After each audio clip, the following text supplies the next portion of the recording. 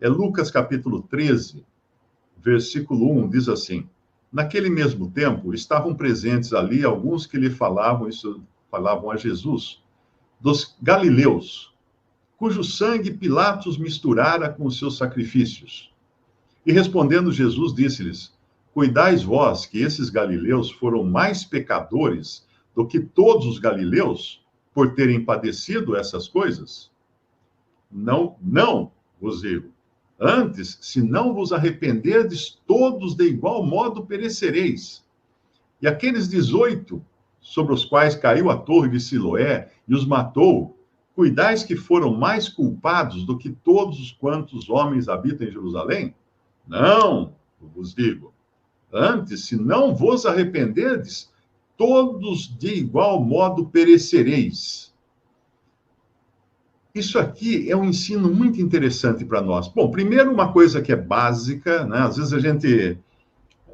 Eu já vi cristãos que criticam outros, falam assim: você fica lendo jornal, você não precisa saber de nada desse mundo, das notícias do mundo. Bom, o Senhor Jesus sabia exatamente o que tinha acontecido quando Pilatos havia misturado o sangue deles com o sangue de sacrifícios, e também nesse tanque de Siloé, quando caiu uma torre e matou 18 homens ali. Ele sabia disso, estava no Facebook da época, estava no Twitter da época, estava nos jornais da época, né? Embora nada disso existisse na época, mas as pessoas falavam umas para as outras dos acontecimentos que estavam ocorrendo ali. Então, ele estava por dentro do assunto. E ele usa justamente dois acontecimentos. Pilatos queria talvez se vingar dos seus inimigos, dos seus opositores, e o que ele fez? Ele matou esses galileus. Quando ele matou esses galileus? No momento em que esses galileus estariam oferecendo sacrifícios. Sacrifícios. Então, o sangue dos opositores de Pilatos acabou se misturando ao sangue dos animais sacrificados. Basicamente é isso que aconteceu ali, que ele menciona aqui. E depois ele fala de 18 pessoas sobre as quais caiu uma torre. Provavelmente uma torre ao lado da piscina ou do tanque de Siloé, e matou essas pessoas. E aí ele coloca a pergunta: cuidais que esses galileus foram mais pecadores que todos os galileus por terem padecido essas coisas? E aí ele pergunta de novo a respeito daqueles que morreram com a queda da torre: cuidais que foram mais culpados todos do que todos quantos homens habitam em Jerusalém? Por que ele faz essas duas perguntas? Toda religião é contaminada com filosofia oriental.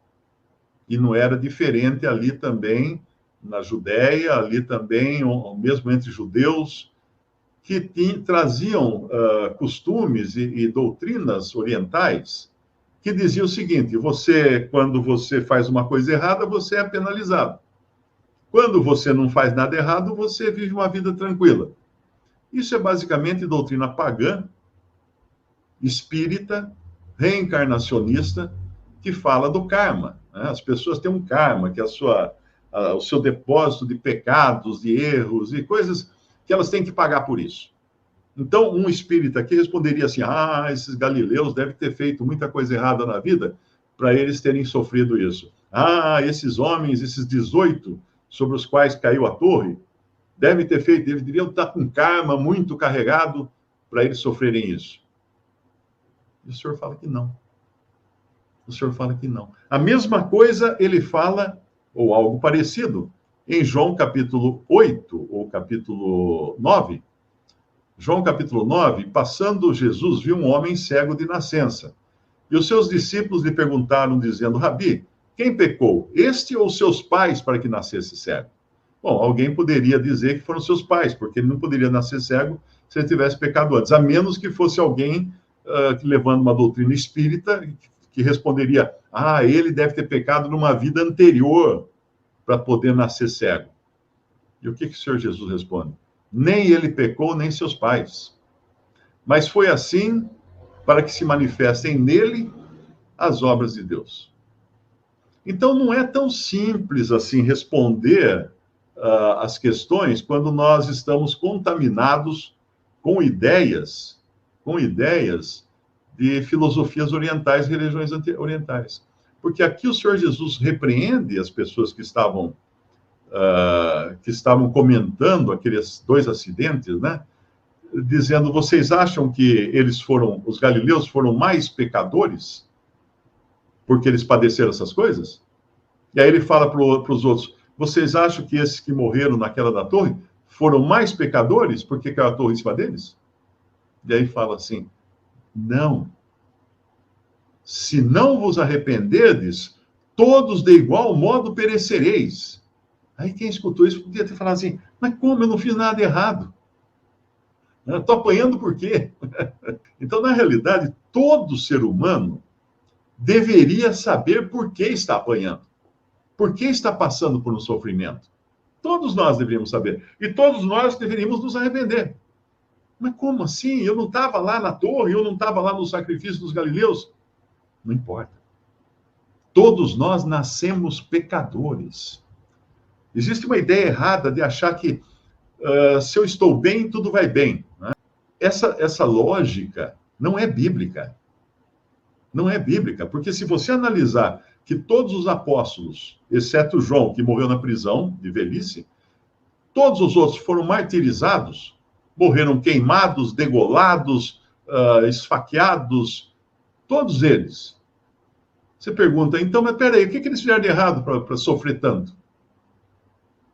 O problema acontece lá no Jardim do Éden. Quando Deus criou o ser humano, ele não criou o ser humano com doenças, ele não criou o ser humano com pecados, ele não criou o ser humano com problemas. Deus não criou guerras, Deus não criou sofrimento, Deus não criou doenças, Deus não criou pandemias, Deus não criou nada disso.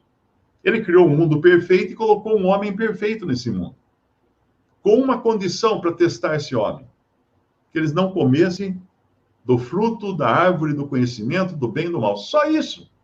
Difícil obedecer uma ordem dessa? Não, de jeito nenhum. Mas quando Satanás veio e falou que se eles comessem, eles seriam como Deus, conhecedores do bem e do mal, o que aconteceu? Ser como Deus é tentador, não? Eu não vou precisar mais responder a Deus, não vou precisar mais dar satisfação a Deus, eu mesmo posso fazer minhas escolhas e decidir que maneira, que tipo de vida eu vou ter sem me sujeitar a Deus? Muito interessante a proposta do diabo, né? Pois é. E desde então, todos nós sofremos por causa do pecado. E se você achar que está errado isso, visite um cemitério. Ali estão enterrados todos os que morreram. Porque por um só homem entrou o pecado no mundo. E com o pecado a morte. Porque todos pecaram. Ah, mas eu não... Cala a boca. Todos pecaram. Isso a Bíblia fala. Se alguém falar que não pecou, que não é pecador, está ofendendo mais ainda a Deus do que já ofendeu pela sua condição de pecador. Não tem um que não peque. Ah, mas Nossa Senhora também era uma pecadora. E se você duvida disso, é só ler lá quando ela se encontra, eu acho que é com a sua prima, né? Ou sua tia, não lembro direito. Ela diz assim, em Lucas, capítulo 1, disse então Maria, no versículo 46, a minha alma engrandece ao Senhor, e o meu espírito se alegra em Deus, meu Salvador. Se Maria não fosse uma pecadora, por que ela precisaria de um Salvador? Por que ela chamaria Deus de meu Salvador? Todos pecaram e destituídos estão da glória de Deus. Isso nos é dito em Romanos. Todos, sem exceção. Mas teve um que não pecou. Só teve um homem totalmente puro e santo que não pecou. O Filho de Deus, feito homem. Aquele que veio ao mundo para salvar os pecadores, porque o pecado exigia um sacrifício de sangue. Por isso que ao longo de toda a Bíblia, você vai no Antigo Testamento, você vê milhões de animais sendo sacrificados. E você pergunta, mas para que tanto isso? Porque eles eram sinais ou figuras, eles prefiguravam um sacrifício que aconteceria uma vez, de uma vez para sempre, para tirar o pecado do mundo e para salvar os pecadores. Cristo veio ao mundo morrer por pecadores. Se você não se acha pecador, você está fora dessa lista. Porque aí não tem salvação para você, porque a salvação é só para pecadores. Pecadores que creem nele, que confessam a ele os seus pecados e creem que ele morreu na cruz para nos salvar. Assista na íntegra este vídeo visitando o link, logo abaixo, na postagem.